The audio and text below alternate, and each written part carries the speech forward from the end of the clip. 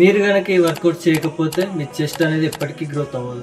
ఈ యొక్క వర్కౌట్ని లాస్ట్లో ట్రై చేయండి, రిజల్ట్ మీరే చూస్తారు. లాస్ట్ వర్కౌట్ని మాత్రం అస్సలు మిస్ అవ్వకండి. And first workout normal pushups. ఈ వర్కౌట్ మీ చెస్ట్ కదలికలను మెరుగుపరుస్తుంది. 20 reps 3 sets చేయండి. Second diamond pushups. మీ right hand left chest muscle middle కోసం 10 reps 3 sets చేయండి. And third one decline pushups. And ఈ వర్కౌట్ మీ అప్పర్ చెస్ట్ని టార్గెట్ చేస్తుంది.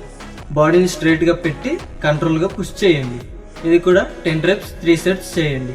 And fourth one incline pushups. And ఈ వర్కౌట్ మీ లోవర్ చెస్ట్ని టార్గెట్ చేస్తుంది. అండ్ ఈ వర్కౌట్ని 20 reps 3 sets చేయండి. మీకు క్లారిటీగా అర్థం కావడానికి ఈ వర్కౌట్స్ని నేను బయట చేసి చూపిస్తున్నాను. And incline and decline pushups మీరు టేబుల్స్ పైన చేయొచ్చు, బెంచెస్ పైన కూడా చేయొచ్చు. ఓకే, మీకు అర్థం కావడానికి నేను ఇలా చూపిస్తున్నాను. And last one main important, మీ చెస్ట్ని స్ట్రాంగ్ అండ్ థిక్గా చేస్తుంది.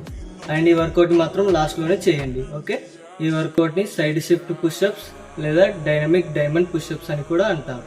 ఈ వర్కౌట్ని ఫెయిల్యూర్ వరకు చేయండి. వీలైనంత ఎక్కువ రెప్స్ కొట్టండి.